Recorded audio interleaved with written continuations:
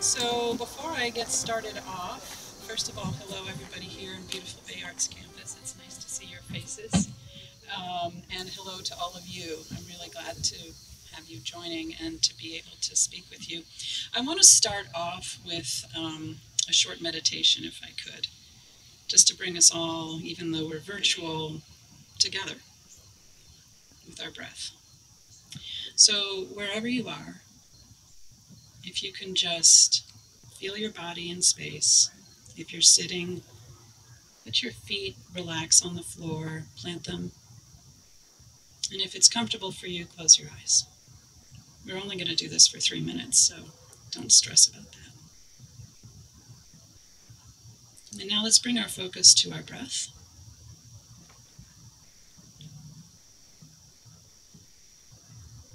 And you can notice, maybe scan your body if you feel any tension. And you can bring that down. Maybe come from your head to your throat, down into your heart. And just breathe.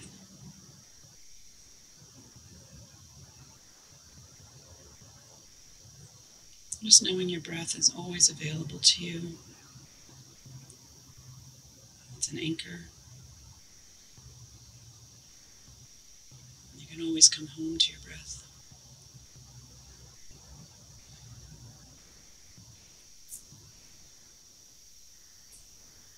And if your mind wanders, just bring it back. Be gentle with yourself.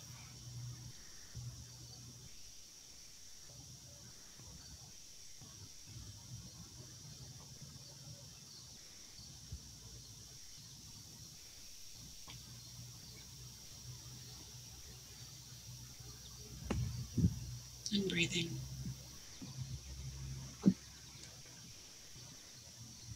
Knowing you're here right now. There's no problem to solve, nothing to do.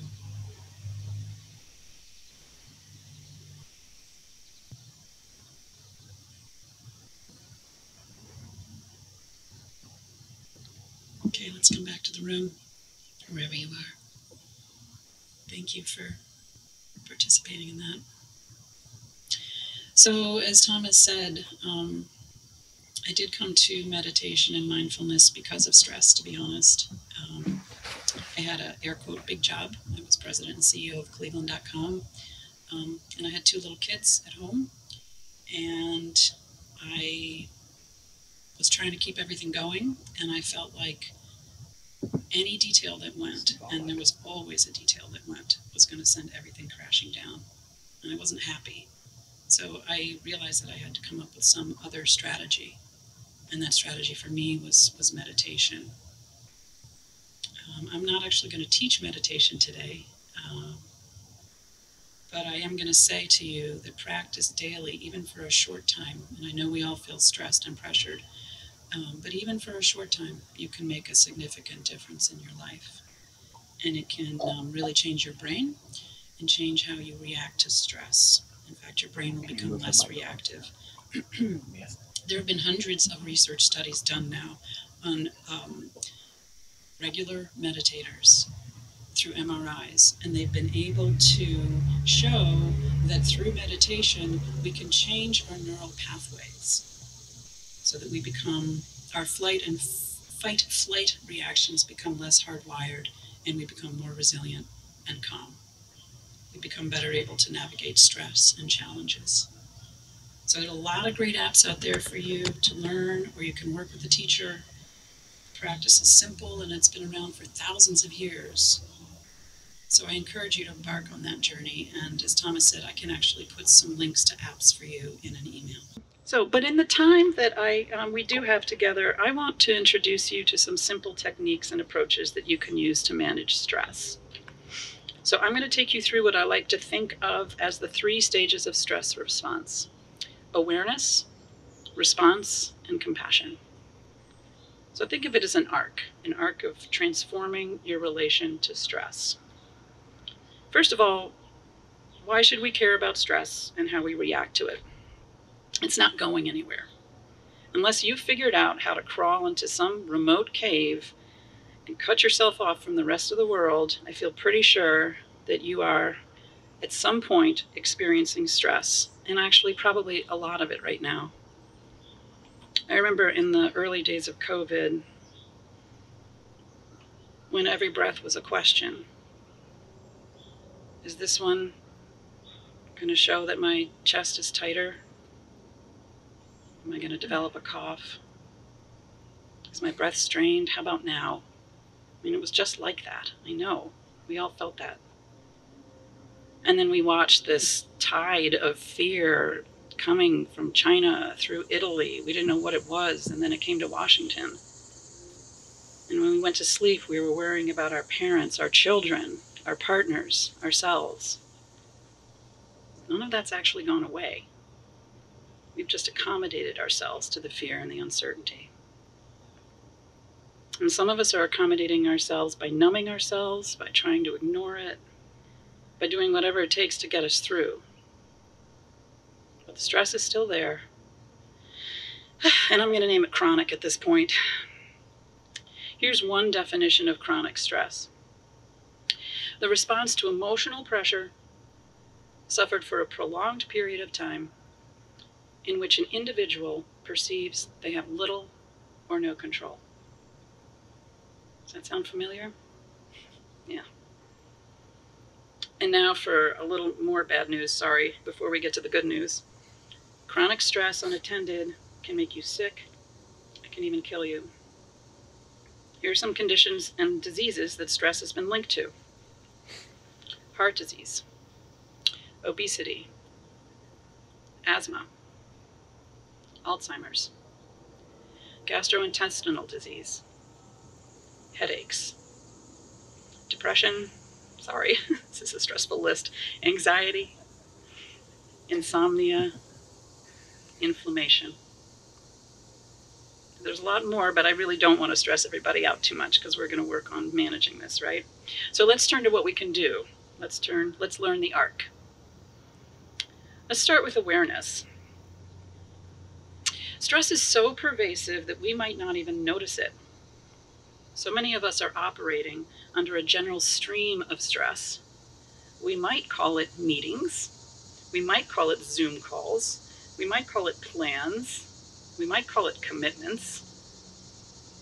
Think about it. What are you worried about during the day? Right now?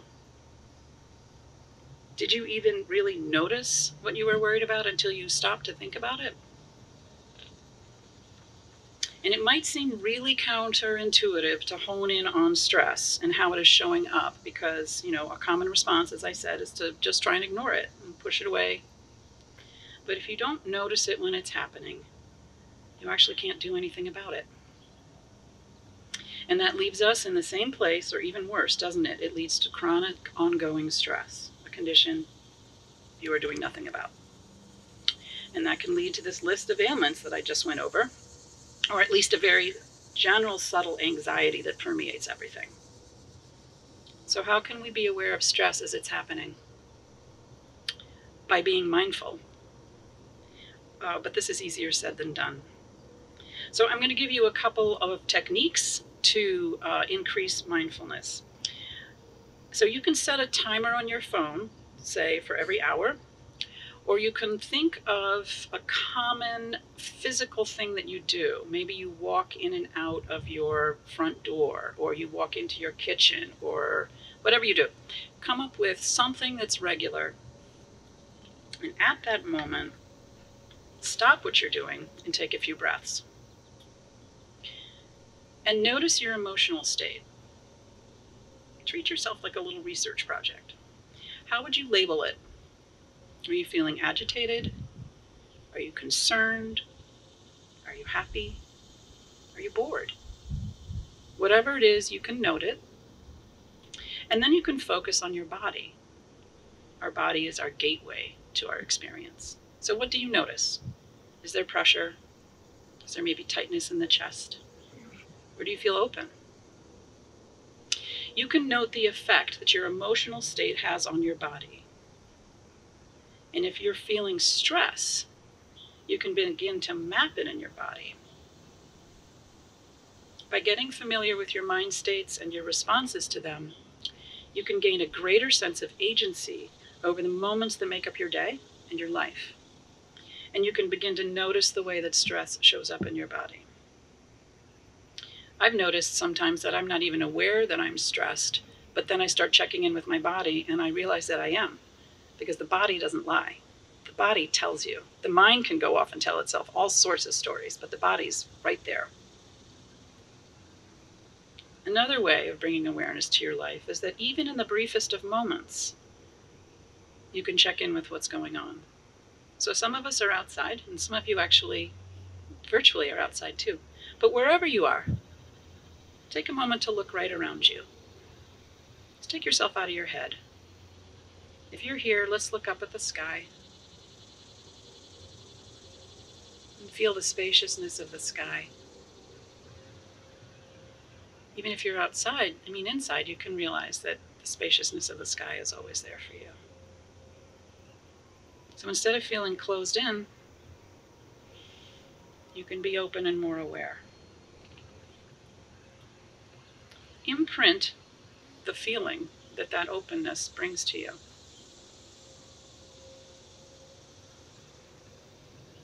Can you let the world take you out of yourself, even for the briefest of moments?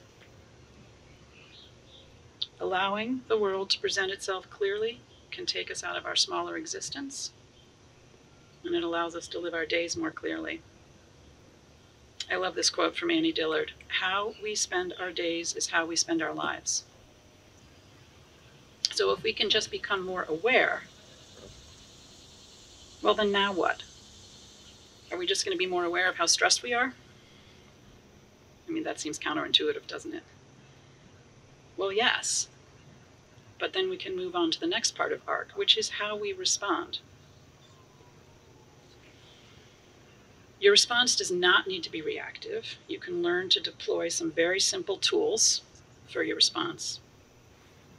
So I'm going to teach you a breath exercise. It's very simple. And why do we use the breath? Because it's always available, I hope. You don't need special equipment or even time or place. This exercise, which is called the calming breath, it's one that I do on a regular basis. And I do it even in the midst of a complex meeting. People don't need to know that you're doing it. I do it sometimes on my way into work when I'm just walking into work and I can kind of feel that energy coming up and I'll just work on it. So it's a breathing technique which research has shown has a calming effect on your vagus nerve. Can they hear still? One second. Thomas? Do you want me to stop? It's okay. Okay. So we had the video went out. Yeah. One second. Don't stress. I'm fine. I just want to make sure that people are able to. So everyone can hear you, but Okay. the video went out. Which is all that really matters. Sounds like they're having a hard time with the audio.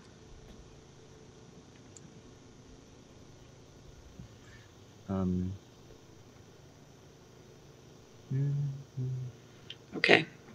Thanks, Patrick. Is that better? There you go.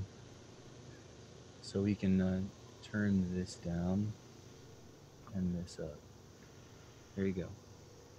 Could you go ahead and say something? Sure. I'm just checking my audio levels. I'm understanding that it's hard to hear. Are people getting better audio? Can I get thumbs? Head nods. Okay. I'm just going to swallow the mic. Yay. Okay. Okay. Let me start then to give you information on the calming breath. So just to back up a little bit, this is a very simple technique that you can use to help you manage stress, even in the midst of your day. No one needs to know you're doing it. Okay, that's fine. I'm going to turn it on. So it has a calming effect on your vagus nerve, which is the main component of the parasympathetic nervous system, which oversees a whole array of bodily functions, including your control of your mood, your immune response, your digestion, your heart rate. These are things that we actually don't think we can control, right? But we can. So you start by, and if you want to close your eyes just so you can get a little bit more, into the space, you start by breathing in, say for 3, and then we're going to breathe out for 6. Nothing harsh, but in for 3 and out for 6.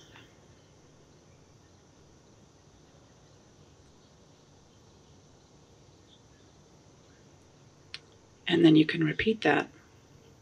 In for 3 and out for 6.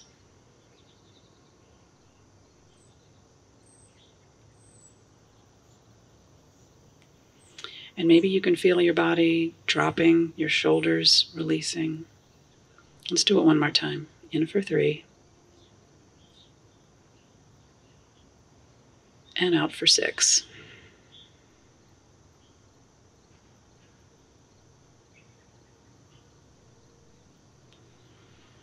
And just take a moment to notice the change in your body.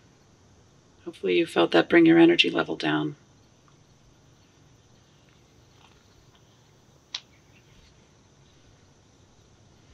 It's really a good re-regulation technique. So the next one I'm going to share with you is a little bit more involved, but it's very effective. First, a little background. It used to be that people thought that once we hit adulthood, our brains were done, they were cooked, they were fixed. And now we know through research studies that in fact we can all rewire our brains. We can map new ways of reacting, and we can make them stronger than our old ways. Think of a path that you walk again and again. What happens? It becomes very well trodden, right? So the behaviors that you engage in regularly become your well-trodden path. So if you have a really sharp and strong reaction to stress, that's what you're going to wire for yourself. But in this exercise, we're going to forge a new path. So let's begin by closing our eyes again if you're comfortable. Otherwise, just soften your gaze. And I want you to imagine a really beautiful place where you feel joy and peace. This can be a real place or completely made up. Just go there in your mind. And really rest there. Notice the quality of light. Maybe there's a color you associate with this place. Maybe you have people with you that you love. Get as specific as you can without overthinking it. And now feel your body as you imagine this place. How does your chest feel? How does your throat feel? Can you feel a sense of openness? Take really good note of these sensations. And realize that you're able to bring these pleasant sensations to your body with your mind. You can do this.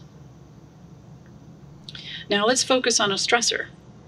Nothing too crazy. I don't want you to, go someplace that's very upsetting, but something that just gets to you. And be in your body. What's happened? Have you taken on a new shape? Do you feel tightness? Really explore the landscape of stress in your body. Get familiar. All right, so we were at this pleasant place. See if you can't map from stress to pleasant. You know what pleasant feels like. Just go back. Let go and go back. Can you feel how you made that shift? I hope you were able to experience that. This is a map. You're making your map. You can map yourself from that stress response to that pleasant response, even in the midst of stress. You just need to get clear about what's happening in your body at each moment. You're developing a map or a neural pathway for your brain by doing this exercise. And this is really great news because it means you can teach yourself to learn more skillful ways to deal with stress and to make those habitual enough so that you're able to handle stress better over time. Finally, I want to say a little bit about compassion, which is the C in ARC. And it is at the base of everything that I teach with my co-teacher, Linda Barbaric, who I think is out there in the ether. She is the co-founder with me of Your Awakened Heart. None of what I've shared with you will take root and grow if you can't have compassion for yourself. Think of a garden. Think of the soil, if it's dry or heavy. You can plant all the seeds you like, but your plants won't thrive. But if you tend the soil, if you add some compost, if you water it, if you till it, your seedlings are going to thrive. So compassion and self-compassion is the nutrient you need to thrive. There's a story that Sharon Salzberg, who's a really famous loving kindness and compassion teacher, likes to tell. It took place many years ago. She was on a panel with the Dalai Lama, and she asked him to speak on self-hatred. And the Dalai Lama, who always has a translator with him and actually can hear and understand and is great in English, did not understand the concept of self-hatred. And he had to stop her, and he said, "What is that?" And so they spent a lot of time going back and forth, and she explained to him the cycle of self-judgment, of guilt, of unproductive thought patterns. And he said, it's very moving, "How can you think of yourself that way?" And he explained that we all have what he calls Buddha nature, which is to say, whether you're Buddhist or not, we all have the capacity for goodness and love, even though sometimes we're overwhelmed by these feelings of self-judgment. So I want to share a concrete physical example of how approaching your difficulties, your stress, with a fierce combative approach is not the most productive way to go. Saying things to yourself like, "I shouldn't be feeling this way," or "Why is this happening to me?" Essentially, fighting against the exercise can compound it. So take your left hand and make a tight fist. Take your right hand and let's try and pull and pry that left hand apart. Just work at it. Can you feel the resistance? You become more resistant as you do it when you're working with that energy. Look how crabby I look. Okay. Let's take the right hand, okay? Now look at that right hand. Look at your palm with compassion. Place your awareness in your palm. See if you can't just place love in your palm. I know it sounds weird, but just do that. You've got your left fist is still closed. Now take this soft right palm and drape it over the left. Did you feel a release? Not entirely, but right, it does relax the hand. So this is how we can approach our stress, with compassion. Watch a tree in a storm. It sways and it moves. But by being open and not fiercely resistant, it stays upright. Watch the gulls on the waves of the ocean or the lake. They bob on the waves. They're not fighting the weather. They're calm in the midst of turbulence. So we can bring ourselves that sense of calm in the face of challenges by bringing all the tools that I've shared and given you, and self-compassion. And now I'm going to give you some phrases to say for yourself. So close your eyes and say these phrases with real intention. This is really hard for me right now. It's okay to be feeling this way. Suffering is a part of life. Other people suffer too. May I be kind to myself in this moment. And note how saying these phrases with real intention and commitment not only opens yourself up to you and your own pain, but it connects you to others. Finally, I'd like to end with this. We are all living in a most extraordinary time, probably the most challenging time that we have faced as a global population. in our lifetimes. Excuse me. And while it is nothing that we would ever wish on ourselves or others, and while there's no end in sight, I want to say that there's treasure here. Because it is exactly in the times of our greatest stress that we understand that we might need to get out of our usual ways of being to get through and thrive. Don't push this under the rug. Don't ignore it and wish it away. Instead, can you turn your face to the wind and lift your face up and breathe? Breathe in, breathe out. Maybe place your hand over your heart. Wish yourself well and live your life fully. Thank you.